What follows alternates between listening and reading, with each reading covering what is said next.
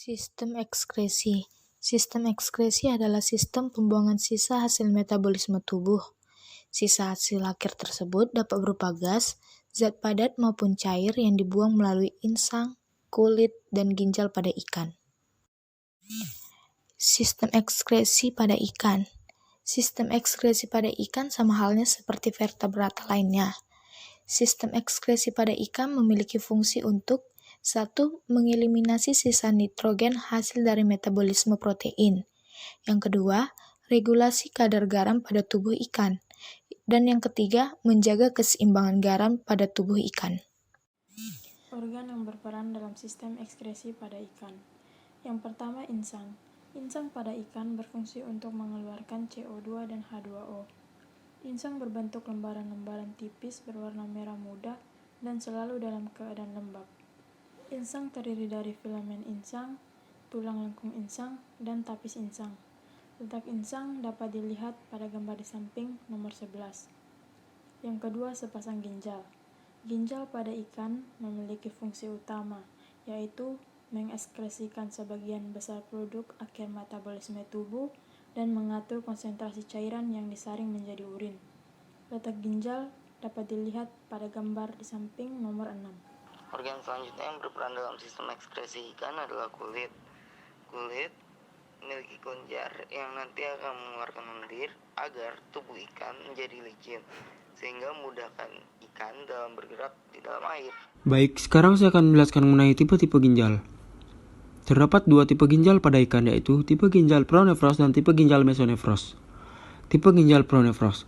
Ginjal tipe pronefros terdapat pada tahap perkembangan embrional ikan. Namun, saat ikan beranjak dewasa, ginjal pronefros tidak berfungsi lagi. Pada ginjal jenis ini, tubulus-tubulus bagian anterior tidak ada. Beberapa tubulus yang berada di tengah berhubungan dengan testis. Terdapat konsentrasi dan pelipat gandaan tubulus di bagian posterior. Namun, terdapat pengecualian pada ikan jenis hagfish dan lamprey. Selanjutnya, ada ginjal tipe mesonefros. Ginjal ini memiliki fungsi yang sama seperti ginjal tipe pronefros. Perbedaannya terdapat pada prinsip sistem peredaran darah, tingkat kompleksitas, dan efisiensi kerja ginjal. Selanjutnya adalah proses perkembangan ginjal pada ikan. Ginjal yang pertama kali dibentuk adalah ginjal pronefros yang terletak di daerah kepala. Selanjutnya dibentuk ginjal mesonefros yang diikuti dengan berdegenerasinya pronefros. Kemudian pada daerah sebelah posterior mesonefros terbentuk ginjal metanefros. Ketiga jenis ginjal tersebut merupakan organ-organ yang berpasangan. Wait. Oke. Selanjutnya adalah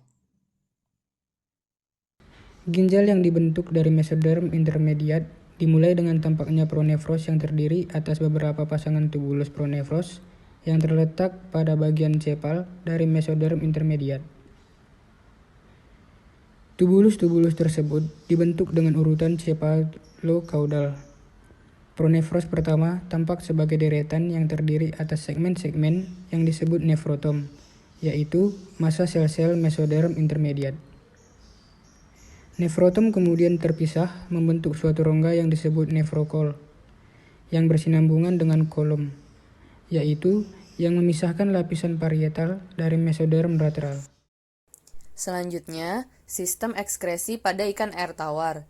Ikan air tawar memiliki konsentrasi kadar garam yang lebih tinggi dibandingkan dengan lingkungannya. Akibat kondisi tersebut, air dari lingkungannya cenderung masuk ke dalam tubuh ikan secara osmosis dan garam keluar tubuh melalui proses difusi.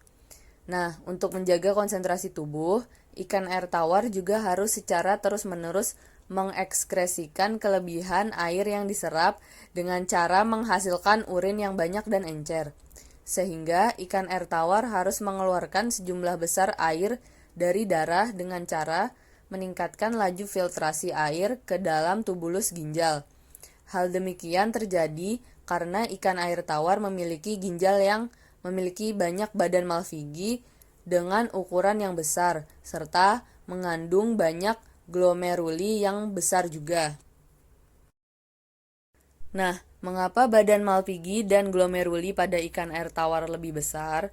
Badan malpighi dan glomeruli yang besar pada ikan air tawar berguna untuk menahan garam-garam tubuh agar tidak keluar dan sekaligus memompa air seni sebanyak-banyaknya. Ketika cairan dari badan malpighi memasuki tubuli ginjal, glukosa akan diserap kembali pada tubuli proximalis dan garam-garam diserap kembali pada tubuli distal. Dinding tubuli ginjal bersifat impermeable atau kedap air. Selanjutnya, mekanisme ekskresi pada ikan air laut.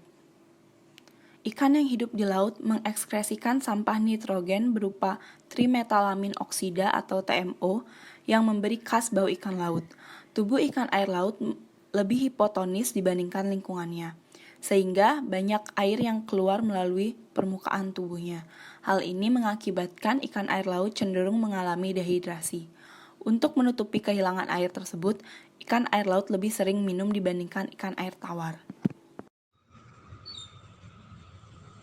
Selanjutnya, kelebihan garam pada tubuh ikan akan dibuang melalui insang, dan dari hasil ekskresi urin yang dihasilkan lebih pekat. Hal ini untuk menyeimbangkan kondisi tubuh ikan. Pada ikan air laut, ginjalnya memiliki lebih sedikit glomerulus, sehingga penyaringan sisa hasil metabolisme lebih lambat.